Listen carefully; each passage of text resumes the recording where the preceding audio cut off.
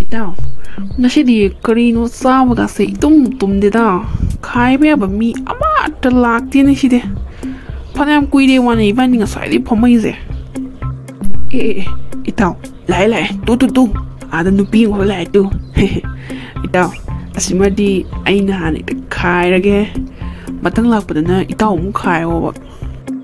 ꯌꯥꯔꯦ ꯏꯇꯥꯎ ꯉꯁꯥꯏꯗꯒꯤꯅꯦ ꯑꯁꯨꯛ ꯀꯨꯏꯅꯁꯨ ꯉꯥꯏꯃꯤꯟꯅꯔꯕ ꯑꯗꯨꯒ ꯑꯃꯈꯛ ꯂꯥꯛꯄꯁꯤꯗ ꯌꯥꯔꯦ ꯅꯪꯒꯤ ꯑꯗꯨꯃꯥꯏꯅ ꯇꯧꯕꯤꯗꯣ ꯇꯧꯔꯛꯀꯅꯨ ꯈꯥꯏꯔꯗꯤꯅꯦ ꯄꯨꯟꯅ ꯑꯗꯨꯝ ꯈꯥꯏꯃꯤꯟꯅꯁꯤ ꯀꯩꯗꯧꯔꯒꯦ ꯅꯥꯞ ꯆꯥꯗꯕ ꯃꯥꯒꯤ ꯁꯨꯃꯥꯏꯅ ꯃꯊꯟꯇꯒꯤ ꯈꯟꯕꯁꯦ ꯇꯧꯔꯛꯀꯅꯨ ꯍꯥꯏꯕꯅꯦꯕ ꯑꯁ ꯑꯩꯗꯤ ꯀꯃꯥꯏꯅ ꯇꯧꯅꯤ ꯑꯁꯤꯒꯤ ꯍꯪꯀꯣꯛ ꯍꯟꯕ ꯑꯅꯤꯁꯦ ꯑꯃꯨꯛ ꯂꯩꯔꯝꯃꯤꯗꯣ ꯑꯩꯗꯤꯅꯦ ꯃꯣꯏ ꯑꯅꯤꯁꯦ ꯂꯩꯔꯝꯒꯅꯤ ꯈꯟꯕꯗꯅꯦ ꯇꯨꯏꯁꯟꯒꯁꯦ ꯆꯠꯅꯤꯡꯗ꯭ꯔꯕꯅꯦꯕ ꯑꯩꯈꯣꯏ ꯏꯃꯥꯒ ꯄꯥꯕꯨꯡꯒꯁꯤꯅꯅꯦ ꯆꯠꯂꯨꯅ ꯑꯁ ꯑꯩ ꯃꯣꯏ ꯃꯄꯥ ꯂꯥꯟꯗꯣꯏꯁꯦ ꯇꯟꯈ꯭ꯔꯦꯗꯀꯣ ꯍꯥꯏ ꯏꯃꯥꯒꯤ ꯃꯃꯧ ꯁꯦꯁ ꯁꯛꯅꯒ ꯃꯑꯣꯡ ꯐꯖꯊꯣꯔꯛꯄꯅꯦ ꯑꯁ ꯑꯩꯗꯤ ꯌꯥꯝ ꯄꯥꯝꯃꯨꯈꯠꯂꯛꯏꯌꯦ ꯅꯪꯁꯦ ꯇꯨꯏꯁꯟꯒꯗꯣ ꯅꯪ ꯀꯀꯥ ꯊꯤꯟꯕꯤꯒꯦꯗꯅ ꯍꯌꯦꯡꯗꯒꯤ ꯑꯩꯒꯤ ꯕꯨꯂꯦꯠꯀꯤ ꯃꯅꯤꯡꯗ ꯅꯞꯆꯧ ꯍꯥꯏꯕꯩ ꯋꯥꯅꯤꯗ ꯌꯥꯔꯕ ꯅꯠꯇ꯭ꯔꯣ ꯃꯣꯏ ꯀꯀꯥꯁꯦ ꯁꯪꯗ꯭ꯔꯁꯨꯅꯦ ꯅꯪꯀꯀꯥ ꯑꯩꯗꯤ ꯁꯪꯅꯤꯗ ꯑꯗꯨꯝ ꯑꯩ ꯑꯗꯨꯝ ꯊꯤꯟꯕꯤꯅꯤꯗ ꯅꯪꯅꯕꯨ ꯌꯥꯔꯗꯤ ꯀꯩꯅꯣ ꯀꯀꯥ ꯅꯆꯟꯒꯨꯝꯕꯁꯤꯗ ꯑꯗꯨꯃꯥꯏꯅ ꯍꯥꯏꯕꯤꯔꯤꯗꯨꯕꯨ ꯀꯩꯒꯤꯅꯣ ꯀꯀꯥ ꯍꯣꯏꯒꯤ ꯌꯨꯝꯗꯒ ꯏꯆꯟ ꯅꯨꯄꯤꯒ ꯂꯩꯇ꯭ꯔꯣ ꯑꯩꯈꯣꯏꯁꯨ ꯃꯣꯏꯒꯨꯝꯕꯅꯦ ꯑꯗꯨꯃꯥꯏꯅ ꯍꯥꯏꯕꯤꯒꯅꯨ ꯀꯀꯥ ꯍꯩꯄꯥ ꯀꯛꯁꯤꯡ ꯏꯆꯟꯅꯨꯄꯤ ꯅꯪꯕꯨ ꯏꯆꯟꯅꯨꯄꯤꯅꯦ ꯍꯥꯏꯌꯨ ꯍꯥꯏꯕꯗꯤ ꯀꯥꯏꯗ ꯌꯥꯗꯣꯏꯅꯣ ꯅꯪꯕꯨ ꯑꯩꯈꯣꯏ ꯃꯥꯅ ꯄꯣꯛꯄ꯭ꯔꯣ ꯏꯇꯥꯎ ꯑꯝꯇ ꯇꯥꯎꯅꯦ ꯃꯥꯅ ꯉꯥꯡꯉꯤꯁꯨ ꯇꯥꯕ ꯌꯥꯔꯤꯕ꯭ꯔꯥꯕ ꯃꯥꯁꯤꯕꯨ ꯑꯩꯈꯣꯏ ꯃꯥꯅ ꯄꯣꯛꯄ꯭ꯔꯥꯕ ꯏꯆꯟꯅꯨꯄꯤꯅꯤ ꯈꯜꯂꯨꯏ ꯑꯗꯨꯅꯦ ꯏꯇꯥꯎ ꯅꯣꯏ ꯃꯥꯅ ꯄꯣꯛꯄꯁꯨ ꯅꯠꯇꯦ ꯑꯩꯈꯣই ꯃꯥꯅ ꯄꯣꯛꯄꯁꯨ ꯅꯠꯇꯦ ꯑꯗꯨꯒ ꯃꯥꯕꯨ ꯑꯁ ꯏꯆꯟꯅꯨꯄꯤꯗꯧ ꯈꯜꯂꯨꯏ ꯏꯆꯟꯅꯨꯄꯤꯅꯤ ꯀꯩꯅꯣ ꯅꯠꯇ꯭ꯔꯣ ꯀꯀꯥ ꯅꯣꯏꯅ ꯂꯝꯗꯝꯁꯤꯒꯤ ꯅꯆꯟ ꯅꯆꯦꯁꯤꯡꯕꯨ ꯉꯥꯛꯄꯤ ꯁꯦꯟꯕꯤꯔꯒꯗꯤ ꯀꯌꯥꯗ ꯅꯨꯡꯉꯥꯏꯒꯗꯕ ꯑꯗꯨ ꯀꯀꯥ ꯍꯣꯏꯅ ꯉꯥꯎꯁꯟꯅꯗꯅ ꯁꯨꯃꯥꯏꯅ ꯑꯆꯠ ꯑꯋꯣꯛꯇ ꯀꯥꯔꯟ ꯇꯥꯔ ꯂꯩꯔꯗꯤꯅꯦ ꯑꯁ ꯀꯀꯥ ꯍꯣꯏ ꯂꯩꯔꯝꯒꯅꯤ ꯈꯟꯕꯗꯅꯦ ꯑꯩꯈꯣꯏ ꯆꯠꯄꯒ ꯇꯜꯂꯕꯅꯦ ꯀꯀꯥ ꯍꯣꯏꯁꯨ ꯒ꯭ꯌꯥꯟ ꯈꯔ ꯇꯥꯐꯝ ꯊꯣꯛꯄꯅꯦ ꯍꯩ ꯇꯥꯅꯤꯡꯗꯦ ꯑꯗꯨꯏ ꯁꯔꯨꯛ ꯏꯃꯥꯒꯤ ꯃꯃꯧ ꯑꯣꯏꯔꯨꯔꯁꯤ ꯂꯥꯛꯑꯣꯗꯅ ꯈꯨꯗꯥꯡ ꯄꯥꯏꯔ ꯆꯤꯡꯉꯣ ꯍꯥꯏꯕ꯭ꯔꯣ ꯍꯦꯛꯇ ꯉꯝꯕꯖꯥꯠꯅꯤ ꯑꯩꯈꯣꯏꯗꯤ ꯇꯧꯒꯦꯗ ꯇꯧꯕ ꯉꯝꯕ ꯃꯤꯅꯤꯅꯦ ꯑꯩꯈꯣꯏꯁꯦ ꯈꯔ ꯀꯤꯌꯨꯅꯦ ꯑꯩꯈꯣꯏꯗꯒ ꯑꯃꯨꯛ ꯍꯅꯨꯕꯤ ꯑꯃꯨꯛ ꯁꯥꯖꯤꯜꯂꯛꯇꯅ ꯏꯕꯦꯝꯃ ꯑꯩꯈꯣꯏꯗꯅꯦ ꯁꯤꯡꯅꯔꯛꯀꯅꯨ ꯑꯩꯈꯣꯏꯗꯤ ꯅꯨꯄꯥꯅꯤꯗꯣ ꯆꯥꯝꯃꯒꯤ ꯃꯄꯨꯅꯤ ꯊꯧꯗꯣꯛ ꯑꯃ ꯊꯣꯛꯑꯁꯨ ꯀꯩꯅꯣꯝ ꯇꯧꯔꯁꯨ ꯑꯩꯈꯣꯏꯗꯤ ꯃꯤꯡꯆꯠ ꯊꯤꯔꯣꯏ ꯍꯥꯏꯔꯤꯕ ꯅꯣꯏꯗꯤꯅꯦ ꯈꯣꯡꯐꯝ ꯑꯃ ꯍꯦꯛ ꯁꯣꯏꯕꯗ ꯂꯣꯏꯔꯕꯅꯤꯅꯦ ꯀꯀꯥ ꯑꯩ ꯂꯥꯟꯖꯔꯦ ꯀꯀꯥ ꯑꯗꯨꯃꯥꯏꯅꯗꯤ ꯇꯧꯕꯤꯒꯅꯨ ꯀꯀꯥ ꯑꯩ ꯃꯇꯨꯡ ꯃꯅꯥꯎ ꯍꯥꯏꯖꯔꯔꯣꯏꯕ ꯑꯗꯨꯅꯤꯗꯅ ꯑꯗꯨꯃꯥꯏꯅ ꯈꯔ ꯀꯤꯅ ꯆꯠꯂꯨꯅꯦ ꯍꯧꯖꯤꯛ ꯈꯨꯗꯥꯡꯗꯣ ꯊꯣꯛ ꯂꯥꯎ ꯄꯥꯏꯔꯒ ꯌꯨꯝ ꯇꯝꯅ ꯆꯤꯡꯕꯗ ꯀꯅꯥꯃꯠꯇꯗ ꯀꯔꯤꯝ ꯍꯥꯏꯔꯣꯏꯀꯣ ꯀꯤꯅ ꯆꯠꯂꯨ ꯅꯨꯄꯤ ꯑꯩꯈꯣꯏꯁꯦ ꯀꯌꯥꯗ ꯂꯥꯏꯕꯛ ꯊꯤꯈ꯭ꯔꯕ ꯀꯩꯗꯧꯕꯒꯤ ꯅꯨꯄꯤ ꯑꯣꯏꯅ ꯄꯣꯛꯑꯝꯃꯤꯅꯣ ꯈꯪꯗꯦꯕ ꯅꯨꯄꯥꯁꯤꯡꯁꯤꯅ ꯃꯔꯣꯟ ꯑꯃ ꯄꯥꯡꯒꯟ ꯁꯣꯟꯕꯤꯅꯦ ꯍꯥꯏꯗꯨꯅ ꯃꯈꯣꯏꯒꯤ ꯃꯈꯥꯗ ꯂꯩꯍꯟꯅꯕ ꯍꯣꯠꯅꯕ ꯃꯈꯣꯏꯅ ꯍꯟꯊꯅ ꯌꯦꯡꯉꯤꯁꯤꯕꯨ ꯀꯩꯒꯤꯅꯣ ꯍꯦ ꯏꯁꯣꯔꯅ ꯁꯦꯝꯕꯤꯕ ꯃꯇꯝꯗ ꯀꯩꯗꯧꯕꯒꯤ ꯅꯨꯄꯥꯅ ꯍꯦꯟꯅ ꯄꯥꯡꯒꯟ ꯀꯜꯍꯜꯃꯤꯅꯣ ꯈꯣꯏꯗꯧ ꯌꯥꯝ ꯁꯥꯎꯅꯤꯡꯉꯤꯗ ꯑꯩꯗꯤ ꯂꯥꯏꯁꯤꯁꯨꯅꯦ ꯈꯣꯏꯗꯧ ꯌꯥꯝ ꯁꯥꯎꯅꯤꯡꯉꯦ ꯍꯥꯏꯁꯤꯗ ꯑꯩꯅ ꯂꯥꯏ ꯅꯪꯁꯤꯁꯨꯅꯦ ꯃꯊꯣꯡ ꯂꯩꯕ ꯆꯥꯗꯦ ꯁꯦꯝꯅꯦꯅ ꯁꯦꯝꯃꯗꯤ ꯆꯞ ꯃꯥꯟꯅꯅ ꯁꯦꯝꯕꯤꯔꯝꯃꯨꯗꯅ ꯄꯥꯡꯒꯟ ꯀꯟꯕꯗꯁꯨ ꯃꯥꯟꯅꯍꯜꯂꯝꯃꯣꯕ ꯑꯩꯅ ꯍꯥꯏꯕꯗꯤ ꯃꯤꯆꯪ ꯃꯤꯈꯥꯏ ꯅꯥꯏꯈ꯭ꯔꯄꯣꯅꯤ ꯍꯧꯖꯤꯛꯇꯤ ꯀꯔꯤ ꯁꯥꯔꯦꯁꯦ ꯃꯣꯏꯅ ꯍꯥꯏꯕꯗꯣ ꯏꯟꯗ꯭ꯔꯗꯤ ꯈꯨꯗꯣꯡꯊꯤꯕ ꯅꯪꯗꯣꯏꯅꯦꯕ ꯅꯨꯄꯤ ꯑꯩꯈꯣꯏꯁꯦ ꯑꯩꯅꯦ ꯈꯣꯏꯗꯧ ꯌꯥꯝ ꯁꯥꯎꯅꯤꯡꯉꯦ ꯍꯥꯏꯁꯤꯅꯦ ꯑꯩ ꯌꯥꯝ ꯁꯥꯎꯅꯤꯡꯉꯤꯗ ꯑꯩꯗꯤ ꯑꯁ ꯂꯥꯏ ꯑꯣꯏꯕꯒ ꯇꯣꯛꯑꯁꯤꯔ ꯈꯪꯗꯦꯗ ꯃꯣꯏꯒꯤ ꯅꯨꯡꯁꯤꯅꯗ꯭ꯔꯒ ꯑꯩꯉꯣꯟꯗ ꯇꯥꯏꯅꯩꯁꯤꯕꯨ ꯀꯔꯤꯅꯣꯕ ꯃꯤꯑꯣꯏꯕꯁꯤꯕꯨ ꯃꯣꯏ ꯃꯁꯦꯟ ꯅꯨꯡꯁꯤꯅꯗ꯭ꯔꯒ ꯌꯧꯅꯦ ꯑꯩꯉꯣꯟꯗ ꯄꯪꯇꯥꯏ ꯇꯥꯏꯅꯩꯃꯤ ꯂꯥꯏ ꯐꯠꯇꯦꯅ ꯂꯥꯏꯁꯦ ꯃꯣꯏ ꯑꯝꯇꯪ ꯑꯣꯏꯍꯜꯂꯗꯤꯅꯦ ꯈꯪꯒꯗꯧꯅꯤ ꯍꯦꯛ ꯇꯧꯔꯒ ꯑꯩꯉꯣꯟꯗ ꯅꯨꯄꯤ ꯀꯥꯏꯅꯕꯩꯁꯨ ꯑꯩꯉꯣꯟꯗ ꯇꯥꯏꯅꯅꯤꯗꯣ ꯑꯃ ꯇꯧꯕꯩꯁꯨ ꯇꯥꯏꯅꯅꯤꯗꯣ ꯄꯦꯜꯂ ꯄꯣꯠꯅꯤꯗ ꯀꯅꯥꯅ ꯉꯝꯗꯣꯏꯅꯣ ꯍꯥꯏꯕꯅꯤꯗ ꯑꯌꯨꯛꯀꯤ ꯊꯕꯛꯁꯦ ꯌꯦꯡꯉꯨꯅꯦ ꯀꯅꯥꯒꯨꯝꯕ ꯖꯤꯕ ꯑꯃꯠꯇꯅꯅꯦ ꯑꯩꯒꯤ ꯊꯕꯛꯁꯦ ꯃꯇꯦꯡ ꯄꯥꯡꯕꯤꯕ ꯅꯠꯇꯦꯕꯁꯦ ꯄꯨꯡꯗꯤꯅꯦ ꯇꯥꯁꯜꯂꯛꯀꯗꯧꯔꯦ ꯁ꯭ꯀꯨꯜ ꯆꯠꯄꯒꯤ ꯑꯉꯥꯡ ꯑꯍꯨꯝꯗꯨꯅꯅꯦ ꯃꯐꯤ ꯃꯔꯣꯟꯁꯨ ꯑꯃꯠꯇ ꯁꯦꯠꯂꯝꯈꯤꯔꯣꯏ ꯃꯄꯥꯅꯤ ꯇꯧꯔꯤꯁꯤꯅꯅꯦ ꯃꯁꯤꯗꯩ ꯅꯣꯡ ꯉꯥꯟꯕꯒ ꯀꯔꯤ ꯇꯧꯔꯤ ꯈꯣꯠꯂꯤꯅ ꯌꯦꯡꯕꯤꯔꯛꯄꯣꯟꯇꯦ ꯒꯦꯝ ꯁꯥꯟꯅꯔꯝꯗꯣꯏꯅꯤ ꯑꯌꯨꯛ ꯉꯟꯇꯥꯁꯤꯗ ꯐꯃꯨꯡꯗ ꯍꯤꯞꯇꯅ ꯃꯁꯤꯗꯩꯁꯤꯗ ꯑꯁ ꯑꯩ ꯉꯝꯗ꯭ꯔꯦꯗ ꯑꯩ ꯁꯤꯗꯣꯔꯦꯕ ꯃꯣꯏ ꯃꯌꯥꯝꯒꯤꯅꯦ ꯃꯤꯅꯥꯏꯅꯣ ꯂꯩꯕꯗꯨ ꯉꯥꯏꯔꯦ ꯑꯩꯁꯦ ꯌꯨꯝꯁꯤꯗ ꯄꯦꯜꯂꯕꯅꯤ ꯁꯤꯝꯇꯁꯨ ꯃꯇꯦꯡ ꯐꯪꯖꯜꯍꯧꯗꯅ ꯑꯩꯅ ꯍꯥꯏꯕꯗꯤ Tamo tabro amta lao sida ai ne kok mai khangdre hinjang je losin ge haibra natraga ne angang te phin du phengam gi roi angang te phin pheng ge haibra ama to lo natraji ne amta nangaroi ben lapna halani ye tamo tabro nu matang oirasu ne ai mating je pangbiradi ne noi mahi yangadabni he noi ai jing ngamje base ai ngamje ji nei Kaino no bia ha nana ngangi du kaino ba Sakong ki tabuk tubu ai to hai bro ai se nupa ni ne pharju phata jo nang adamara on thokki di kai de ya doino thabak adu khak to bada sha ngamdriga namsite sidam toiba game ngatang khak sana ba sidani ne nang ngangi do ai se phammaga leithwe sini ne ai tori se lem leiba nate khangina khut thadok ya ponte game se sanari mani ai yu thabak yam chin gar jani ngatang ai ju thabak sakadaba pie pa hi ngangatna Kuidau sauningakna ne masi mapam chalan garga atombi ma kok thijanni ko sauningakna pepa kari hain khongdi ba geng watang khok sana ba sidane chak thong da kyam wa dori gi hangdi ba mai pim lina libna ti game sanari bani kaina haini mase aina sauningakna masi hu bijara khatu jira mase ai brand je prok chalak ka dore ai khangdra ai ngamdra dai ai khoidau je la khatore moi mapam sa je ubda ne ai bp ga je pukhai ni chi drobni ai isa je tha su je lakpagi lumba ga kai ga thaba inkhang su amat ta ngamde asu waraba kan chi ne khoi tamona mating su pang bi da ba pango haire da na hekta sagul lakani he sor kari gi no ba pangan solaba nupi ai khoida angang yo mu po an ba masigi zuma takta nupa na zuma ting su pang bida ba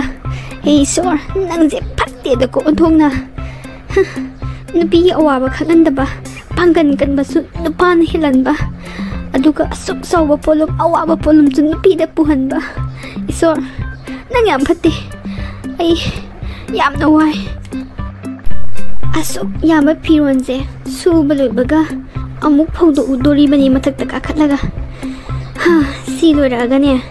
imungi sagi singjo muk thonga dawriba pian la boni da nupi mabuk se pian le hai chini haima thaba nangdi kari pot leiruri no nungdang sida se haye angang school da punana ba tiffin ge sa pa leiru bani da zedi kari henjang leirui no kaithen da ki tholai se henjang hau ba leiru ba malida o lapu tharo leiru bani da paknam tawge na khwanga se leng ya dene se ngam da tholai bani kaithen se nupam di ne imung du da yu ngau da na lau da na khong na tahuri bi ma ai gi punchi se loi na bani moi thak pa lak pa ga manara bani ne ai se ai gi na pi se masa ngam drama ne doctor da pu da na layeng bi ge tabak sima toksan bige mating sima pangjan bige na ne khan baja na te nungan baga ne se you si ne shoi ba ya de chi mangai moi gi punchi je nungai cha khang de da thabai be ma punchi je sumai tau da na ne loi dro bani o hayeng ai si gar kan da ne ma pe lau ra sanu ai na hingi ba phau budi ai gi ngam ja bi thak ta tawramage be ma upai leite hayeng ai sigar kan da ne maya nungai lei ja horo chani aduni se moi nu passing se hemal labani ate moi loina mak thabak loi tawbiyo haiba sunat taba akoina ngamdra kan da nu pi si mateng si mapang san bikena khan ba mak tu di kaisu kai de haibani dei se as khang ye dei se hoi ta mo sune imungi thabak manam ta mateng pangu ya de as ise samma nei da ai sune hen hemal labani moi nu passing se si da sunat de ise yengune mamang likai gi kari ge moi gi ineton gi machan pi do sen doini na ne kauthok pi ri nupa duna aduga nungdang pung mapan makhai tar kan da sen ba ngamaroi nayum thin bi ra gi na thile ye adugi amuk toy ba wa thoka lan thoka mai phi ma ngakre do ko moi nupa sin se moi na pa ma ga na hek sen bi ba pam dra ga na hek ama ma thing do re su nayum halu hek hai ba kari nu pasibo yam hemale se moi nupa sin je moi na khoi de gi pangan kan ba heli khang ni da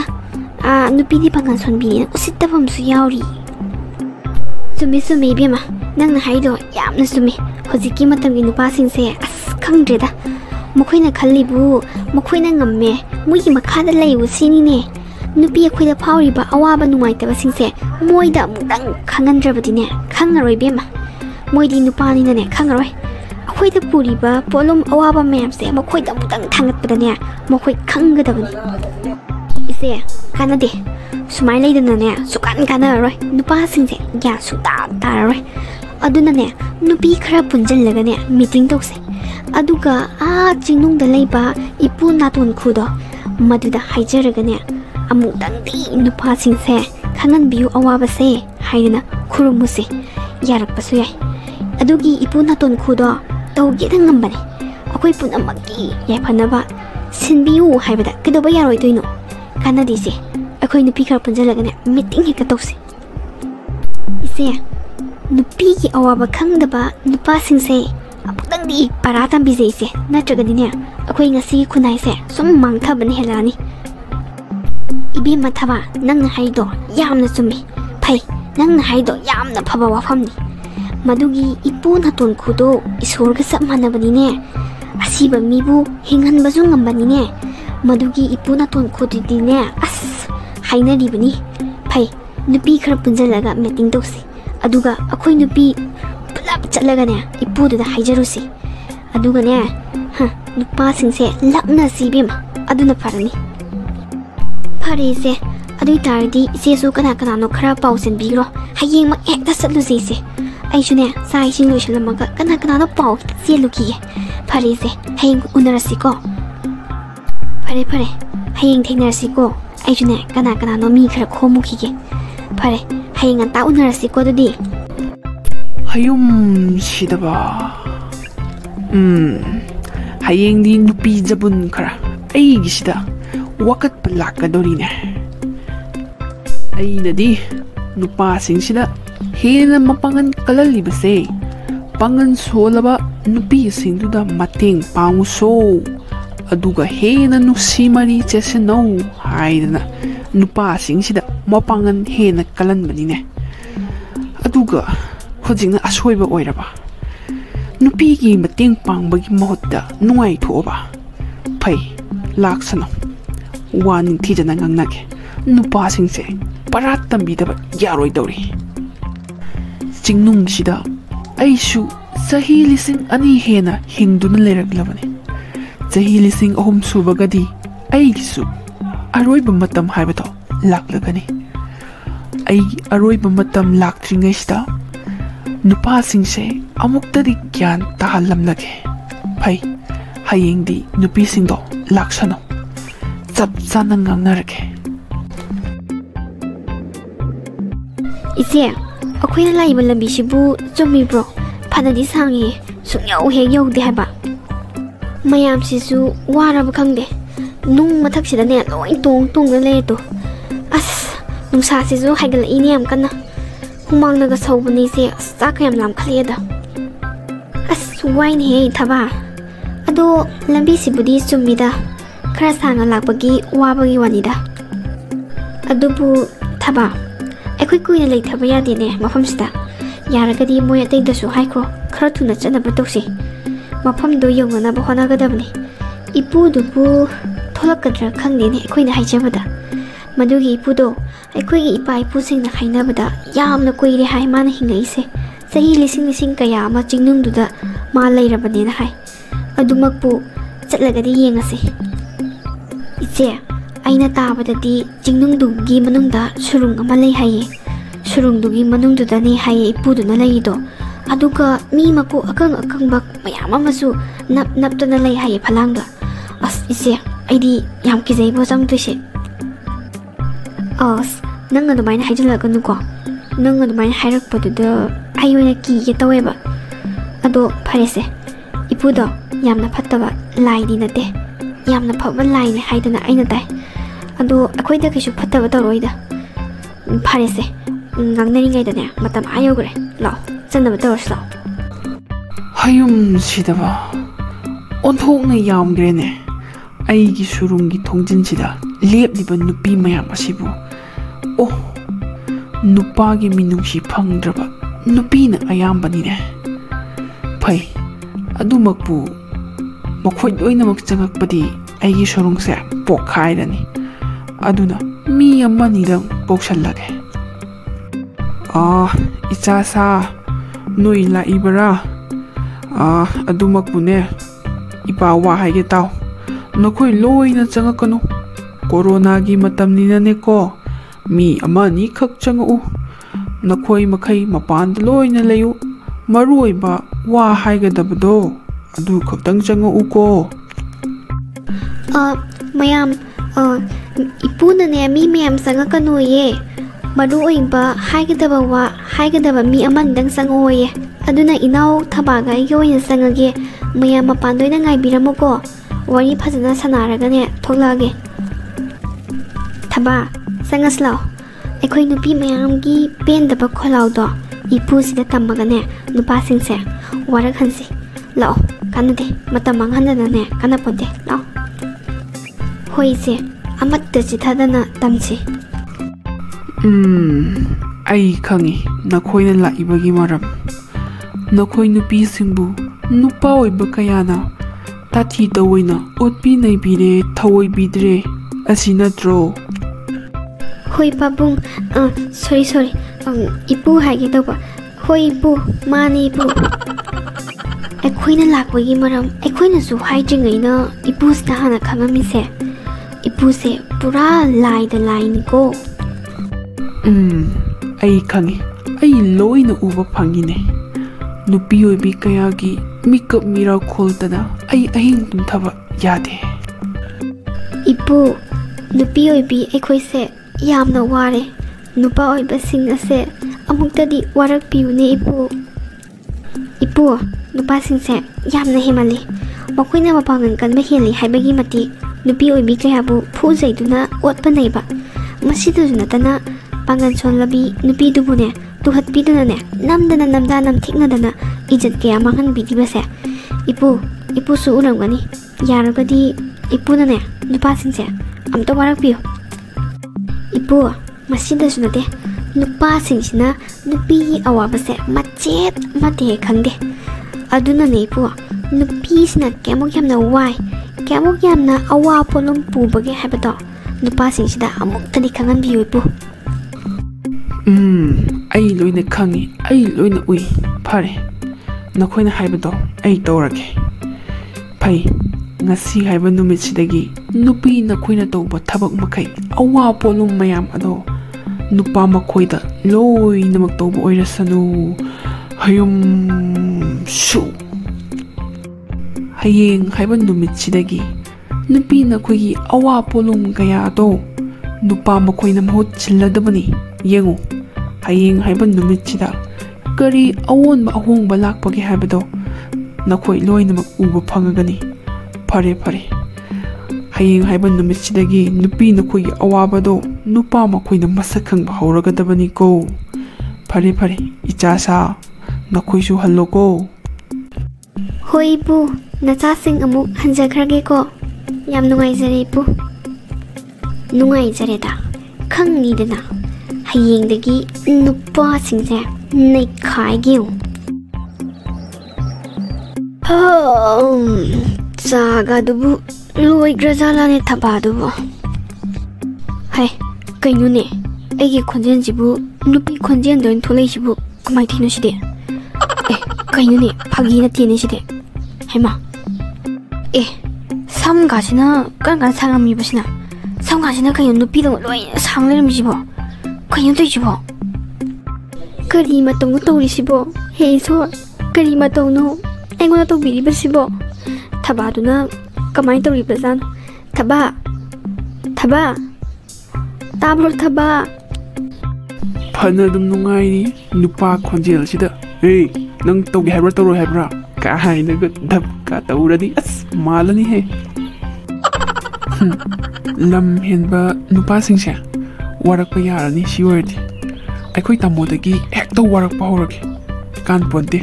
aikoi tamoi phibam dubu karamba phibam da leiri no do amukta yengo kigeda thaba ai ke dum to lera me haba tum hobulak pa da yengo samga se ke dum to lera me haba ꯈꯣꯟꯖꯦꯜꯒꯥꯁꯦ ꯅꯨꯄꯤ ꯈꯣꯟꯖꯦꯜ ꯂꯣꯏ ꯑꯣꯜꯂꯝꯃꯦ ꯍꯥꯏꯕꯅꯤ ꯅꯪꯕꯣ ꯀꯃꯥꯏꯅ ꯇꯧꯔꯤꯅꯣ ꯁꯤꯕꯣ ꯎꯏꯃ ꯈꯪꯕꯨ ꯈꯪꯉꯤꯅꯦ ꯅꯁꯝꯅꯦ ꯅꯀꯣꯏꯅꯦ ꯀꯤꯕꯨ ꯀꯤꯅꯦ ꯗꯨꯔꯒꯥ ꯄꯨꯖꯥꯒꯤ ꯍꯤꯡꯆꯥꯕ ꯍꯦꯛ ꯃꯥꯟꯒꯩ ꯄꯛꯆꯕꯅ ꯂꯣꯏꯔꯦ ꯃꯤꯅ ꯁꯣꯝꯗ ꯊꯋꯥꯏ ꯅꯨꯡꯉꯥꯏꯇꯗꯅ ꯍꯥꯏꯔꯒ ꯃꯥꯅꯒ ꯀꯔꯦꯝꯅꯕꯤꯒ ꯇꯧꯗꯅ ꯅꯪ ꯁꯣꯏꯗꯅꯤ ꯅꯪ ꯆꯩ ꯆꯥꯅꯤ ꯅꯪ ꯑꯗꯨꯒ ꯀꯃꯥꯏꯅꯅꯣꯕ ꯅꯪꯅ ꯅꯨꯄꯥ ꯈꯣꯟꯖꯦꯜꯗ ꯑꯣꯜꯂꯝꯃꯤꯁꯤꯅ ꯑꯩꯅ ꯅꯨꯄꯤ ꯈꯣꯟꯖꯦꯜꯗ ꯅꯪꯅ ꯅꯨꯄꯥ ꯈꯣꯟꯖꯦꯜꯗ ꯀꯃꯥꯏꯅꯅꯣ ꯍꯥꯏꯕꯁꯤꯕꯣ ꯅꯪꯅ ꯅꯁꯝꯒ ꯁꯥꯡꯉꯝꯃꯤꯕ ꯈꯣꯟꯖꯦꯜꯒ ꯅꯨꯄꯤ ꯈꯣꯟꯖꯦꯜ ꯑꯣꯜꯂꯝꯃꯤꯗꯣ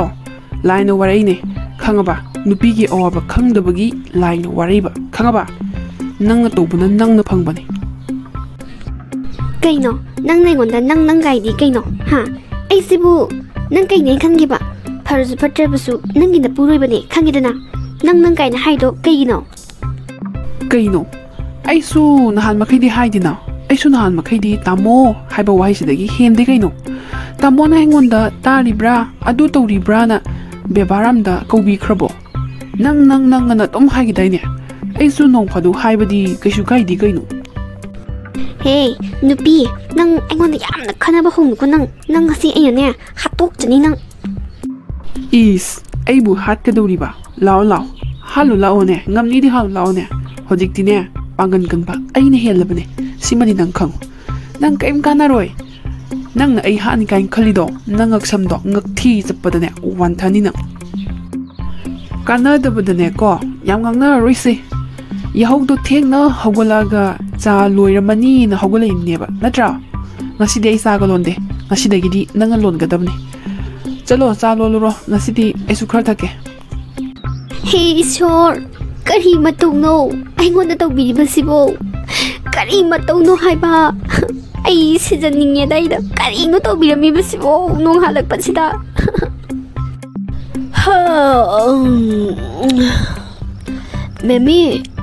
ꯃꯦꯃꯤ ꯇꯥꯕ꯭ꯔꯣ ꯑꯁ ꯀꯩꯅꯣ ꯉꯁꯤꯗꯤ ꯆꯥ ꯄꯨꯁꯤꯜꯂꯛꯇꯦꯗ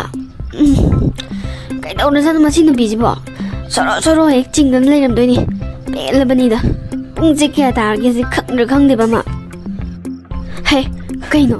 ꯑꯩꯒꯤ ꯈꯣꯟꯖꯦꯜꯁꯤꯗꯤ ꯀꯩꯗꯧꯔꯦ ꯍꯩꯃꯥ ꯁꯤꯗꯤ ꯑꯩꯒꯤ ꯈꯣꯟꯖꯦꯜ ꯅꯠꯇꯦꯅ ꯀꯩꯅꯣ ꯑꯩꯒꯤ ꯈꯅꯥꯎꯁꯦ ꯀꯩꯗꯧꯔꯒꯦ ꯁꯤꯕꯣ ꯀꯩꯅꯣꯅꯦ ꯅꯨꯄꯤ ꯈꯣꯟꯖꯦꯜꯅꯤ ꯁꯤꯗꯤ ꯀꯩꯅꯣ ꯑꯩ ꯈꯅꯥꯎꯁꯦ ꯅꯨꯄꯤ ꯈꯣꯟꯖꯦꯜ ꯑꯣꯏꯅ ꯊꯣꯛꯂꯛꯏꯁꯦ ꯀꯃꯥꯏꯅ ꯇꯧꯔꯤꯅꯣ ꯁꯤꯕꯣ ꯑꯁ ꯀꯩꯅꯣꯅꯦ ꯑꯩꯕꯨ ꯃꯪꯅ ꯇꯥꯏꯕ ꯑꯃ ꯇꯧꯔꯤꯁꯤꯕꯣ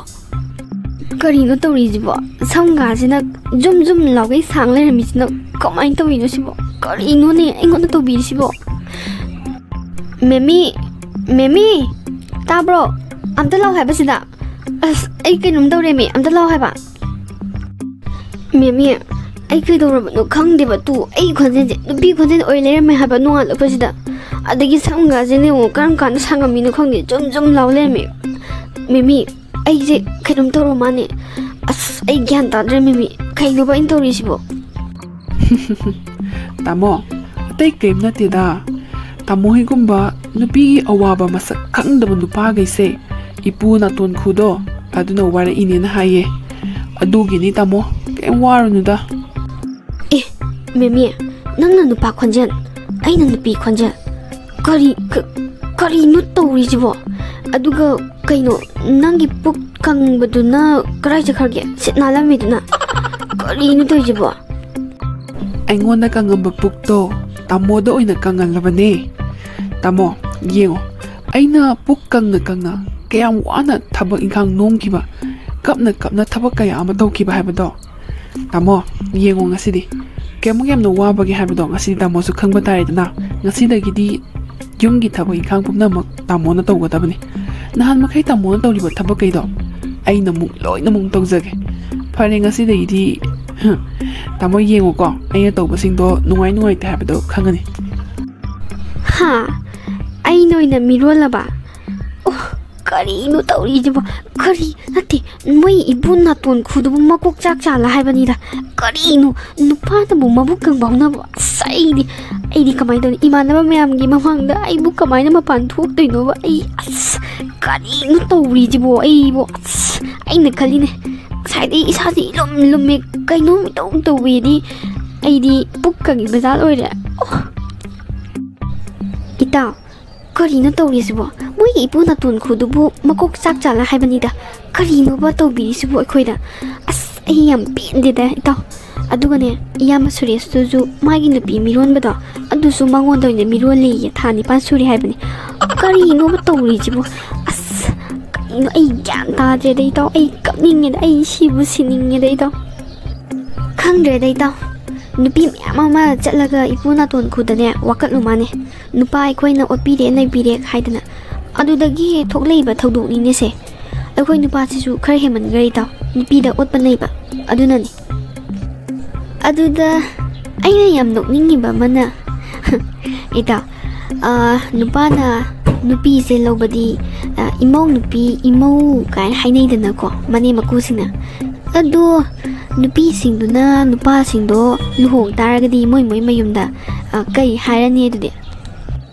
ꯑꯁ ꯑꯗꯨꯕꯨ ꯈꯪꯗꯕ ꯏꯃꯧ ꯅꯨꯄꯥ ꯍꯥꯏꯇꯥꯕꯅꯤ ꯀꯩꯅꯣ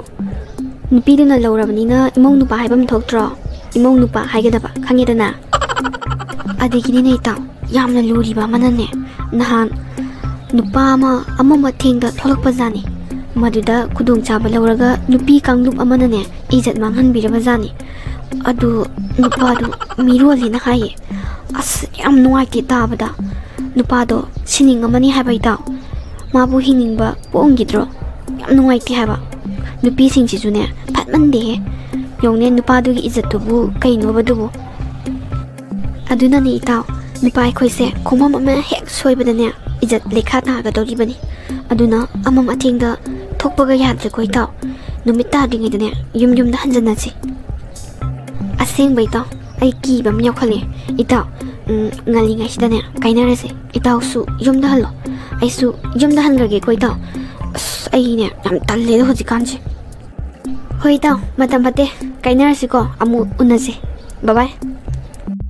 ꯏꯇꯥꯎꯒꯤꯗꯤ ꯃꯌꯨꯝꯁꯦ ꯅꯛꯄꯅꯤꯅ ꯕꯕꯥ ꯆꯪꯕ ꯑꯗꯨꯝ ꯌꯧꯈ꯭ꯔꯅꯦꯕ ꯑꯩꯒꯤ ꯌꯨꯝꯁꯤꯅꯅꯦ ꯂꯝꯍꯥꯡ ꯑꯃꯁꯨ ꯂꯥꯜꯂ ꯆꯠꯀꯗꯧꯔꯤꯕꯅꯤ ꯑꯣꯟꯊꯣꯛꯅ ꯇꯟꯈ꯭ꯔꯦꯗ ꯑꯩꯈꯣꯏꯗꯤ ꯏꯊꯟꯇꯒ ꯑꯣꯏꯔꯦ ꯍꯥꯏꯁ ꯑꯁꯤꯗꯤ ꯑꯩꯉꯣꯟꯗ ꯑꯃꯨꯛ ꯀꯔꯦꯝꯅꯔꯛꯄꯗꯨꯅꯤꯅꯦ ꯐꯩ ꯂꯩꯔꯝꯃꯣꯕ ꯉꯁꯤꯗꯤꯅꯦ ꯂꯦꯝꯅ ꯊꯥꯔꯣꯏ ꯌꯦꯡꯉꯨ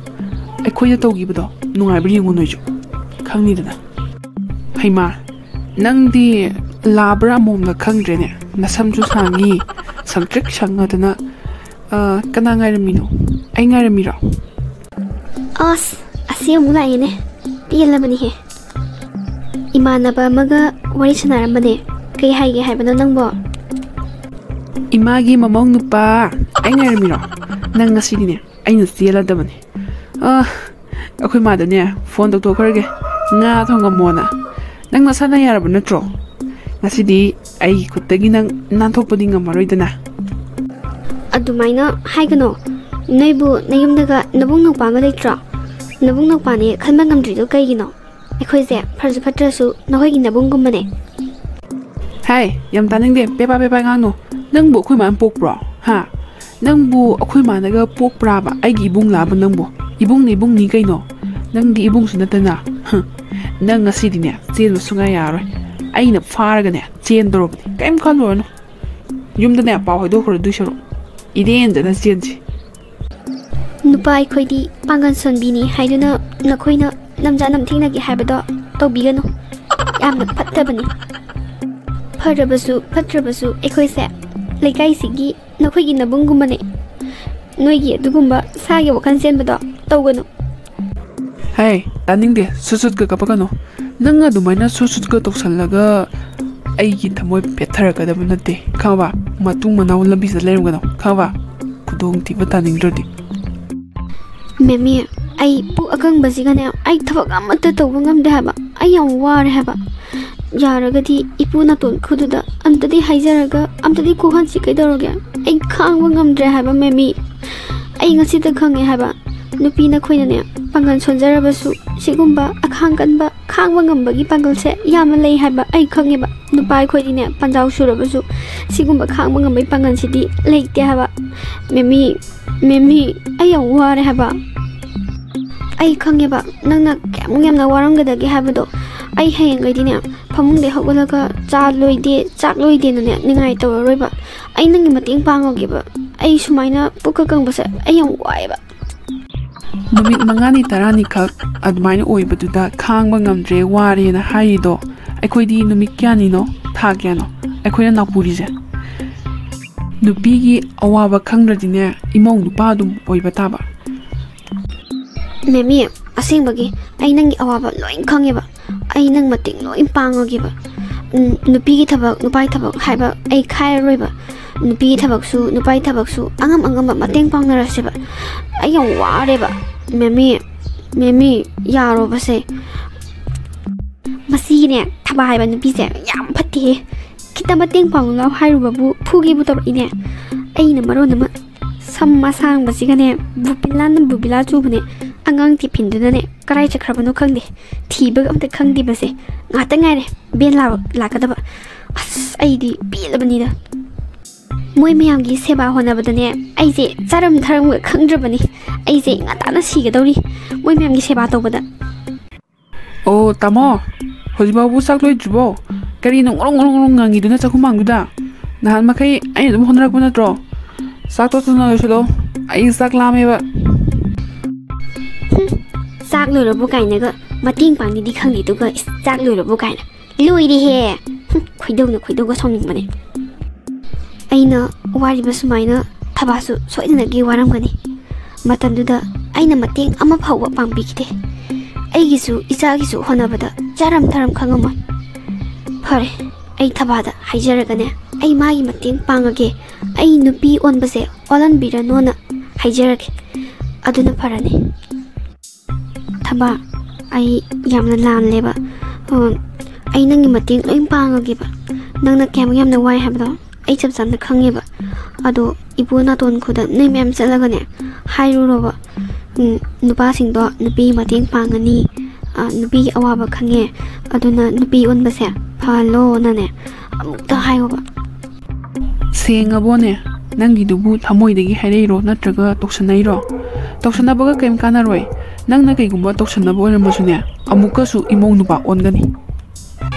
अस असेंग बनेबा थबा आइन हाइसे असेंग बनेबा नुपी नोइगिने अखांग कनबदो अखोइददी याउदबनिने याम वायबा खांगबा ngamdeba अदो ए चपचाना खंगेबा नोइना क्यामु यामना वाबगे हाबदो आई ngasiदी खंगेबा आई मतेंग पांगकिबा असेंगबगे हौजिक्ति नुपा सिंसे नुपी सिंगी अवा पोलुम मयाम से लोइनमक खंगलेदो फरे ngasi haiba numisidagi nakhoi punamak nupi gi awaba potlum ado aina lokthok pirabani ko nupi dagi di nupa nakhoi na hena pangan kalal libado maram yamna sauna lai nupa nakhoi na hena pangan kalal libagi maram di pangan cholabi nupi singbu tengbang lunaba ngakpi senbi naba haidana hapkiba pangal ni go aduna ne nungshi sanana leiba oira sanuko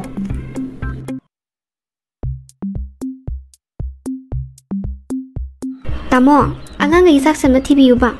ai angang atom bise mapi marom dolo shaloge ba ben lakpana halane mi tamo tarbo hoi hoi ngai ko thigi nga tang le thigi ko sima ya phajaba matang ama oiriba os asi matang sini ne aina kwai pamjana yengje phatchinje sine baina tamo nang suno do surano ko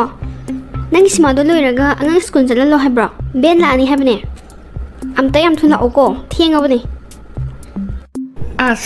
loidure me mina loidure khangbain haido ngata ngai haba kori nuni o phai phai adui tardi imong nupa mu oiro ko nang as lai lai aine imong nupa oibagadi sungam hengam jararo he lai lai ai sima ko yeng jarage